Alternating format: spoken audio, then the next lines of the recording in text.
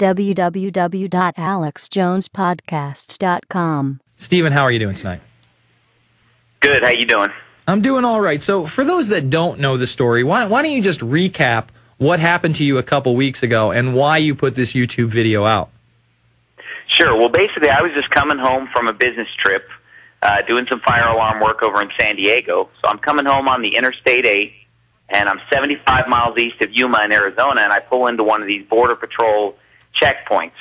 But let me say that this is 50 miles from Mexico, and I'm on a highway that goes from west to east. So I'm not crossing any border, but I'm stopped at this checkpoint, and I've been through these things hundreds of times. Mm-hmm. And I pull up, and a couple Border Patrol agents start hitting me with a whole bunch of questions, and I basically didn't answer any of their questions. I just said, can I please go? Am I free to go on my way? And, they were asking me, where are you headed? What do you do for a living? That kind of stuff. Well, when I didn't answer the questions, they said, go to secondary. Go to the secondary inspection area. We're going to search your vehicle. And I said, no, I don't want to go to secondary inspection area. I want to go home. Mm-hmm. And so, basically at this point, they bring out a dog and say, well, this dog alerted us that you either have drugs or a human being in the trunk of your car. I was driving like a 2008 Hyundai Sonata. Mm-hmm. And I said, well, what does that mean? What did the dog do? Did it bark? Did it lift its leg? They wouldn't tell me. They wouldn't give me any information, and they whisked the dog away, and I never saw it again. So anyway, I stood my ground. I refused to be searched without a warrant. I said, if you have a warrant, you can search me. Otherwise, I'm not going to let you into the car. Yeah, how dare you be safe and secure with the Fourth Amendment? I mean, how dare you, invoke your First Amendment right to be secure in your persons and property? I mean, it's there. Go ahead. Exactly. And so I didn't want to be interrogated, and I didn't want to be searched without a warrant. And I invoked the Fourth Amendment. I brought up the Fourth and Fifth Amendment. And basically these guys said it didn't matter. They had to search me, this and that. Well, it was kind of a standoff that ensued because I just sat there in my car. They weren't allowing me to leave. They said if I left, then I'd be fleeing the checkpoint, and that's a felony. Mm-hmm. So I said, okay, I'm not leaving until you tell me that I'm free to go. But I'm not going to consent to be searched. Mm-hmm. So I sat there, and things went back and forth for over an hour. Well, throughout that hour, I kept asking them to bring the dog back out. They wouldn't bring it back out. Mm-hmm. I never saw that dog again. And that's when another officer came up, and he's like, what's the problem? And he said, officer, they said that this dog said that there was either drugs or a human body in my car. Why don't you have them take the dog out and see if this is the case? And then they refused, correct? Exactly. Authorities in general in this country have gotten out of control. They think they have godlike powers, and they rule over you, even when you're an innocent guy, when you haven't done anything wrong. And we're at the point of Stephen's story where he's asked for the dog to come back out so that the officer can see that, well, there might be a dead body or drugs in the car, and that just doesn't happen. They refuse to take the dog out. What happens next, Stephen? Well, the one who asked to bring the dog out was basically the Arizona State Police, which is known as the DPS, Department of Public Safety. They are the ones who showed up, and I implored them to get the dog back out there. And the DPS officer seemed that was reasonable. He asked them. They wouldn't do it. So he said I was under arrest, and I said, he said, we're going to search the car whether you like it or not, so you might as well just let us in to search it. I said, well, if you're going to search the car, you're going to search the car. But I said, I'm not going to give you permission to search this car. I'm not going to open it up for you, So I said, you do what you got to do. So anyway, I sat there, and basically the officer goes to the passenger side window, and he starts tapping on the glass with a little hammer. And I had also heard him say to the Border Patrol agents, oh, we'll take it from here. Don't worry, we got it, kind of acting like he was the only one who was going to do this, him and his partner, that is. Well, they're tapping on that passenger window for over a minute. I didn't really understand why, but they just kept tapping away at that passenger window. Well, to my left, there's 3 Border Patrol agents or so kind of crowded around my door, and they didn't have any hammers out. They didn't have anything out. They were just kind of standing there, and one of them says to me, cover your eyes, there's going to be glass, because I was expecting that passenger window to break out.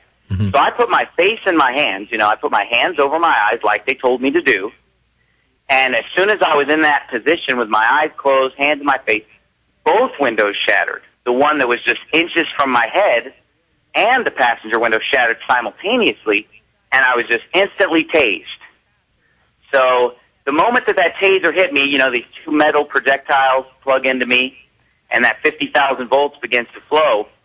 Well, I'm totally paralyzed because that's what the taser does, in addition to, you know, putting you in a lot of pain. Mm-hmm. So I'm in extreme pain, and I'm paralyzed. I can't move anyway.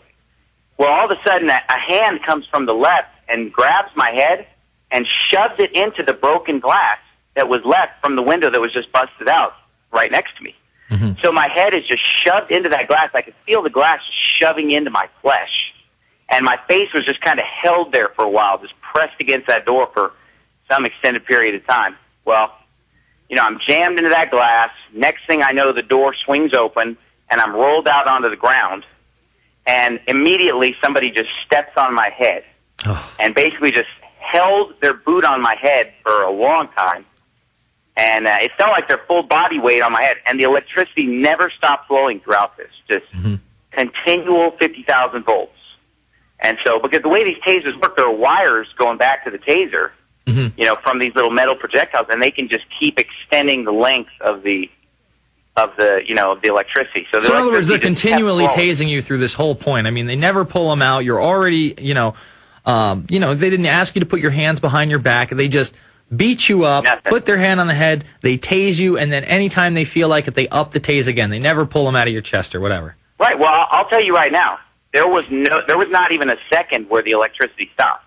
It was just a continual flow of electricity. Meanwhile, these things have killed people before. Put your hands up, put your hands on the steering wheel. They just immediately got violent. So I'm laying on the ground. Somebody's standing on top of my head, and I'm just continuously electrified by this 50,000 volt taser, and, you know, blood's gushing out of my head, obviously, from where they shoved it in the broken glass.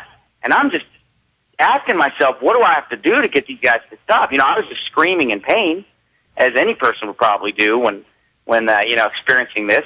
I'm just screaming in pain, and I mean, I'm just sitting there thinking, how long are they going to do this to me? When is this going to stop? I'm not resisting. I never resisted. I never lifted a finger.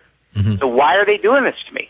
And finally, I decided to stop screaming because I thought maybe they're waiting for me to go silent. You know, what are they looking for? So then I got silent for a while. I was just trying to figure out what to do to get them to stop. Finally, you know, the electricity stops. The Border Patrol agent takes his boot off my head, and I hear a chorus of voices yelling, "Get up, get up, get up!" You know, they kind of stagger me to my feet, blood's gushing out of my head, and they walk me up to the Border Patrol trailer. And I caught a glimpse of my reflection. It was just nothing but blood. I mean, well, you can tell by the injuries after the fact that your face must have been covered. I mean, folks, the whole, I think it was the left side of your forehead is just all cut up and bloody even after you've cleaned up. Oh, yeah, that was after the people at the hospital cleaned me. There was no photograph taken of me until after the hospital had cleaned me. They stitched it, and then they scrubbed it for like over a half hour, just scrubbing on it. And then they finally just said, well, that's the best we could do, because there was all this dirt and blood just rubbed into my face. And like I said, you couldn't see any of my face. It was just a bloody mask, okay? So they put me in this Border Patrol trailer. You know, I'm cuffed behind my back. They set me in like a desk office chair. And, you know, they threw a bandage on my head real quick, you know, because they had to stop the bleeding, obviously. And then they laughed at me, made fun of me. Oh, you're not so tough now, huh? And, oh, you didn't think we were going to search you. I guess we won this time, huh? I guess we did get to search you after all, didn't we? And guess what they found when they searched me? Nothing. Because I didn't have anything illegal. And did they even apologize? I mean, did they act upset that they didn't find anything? I mean, you're the one that really wins this. I mean, you take a beating from a bunch of thugs for no reason other than they don't know the law and they think they're tough guys. And then they search your car, no bodies, no drugs whatsoever. They still charge you.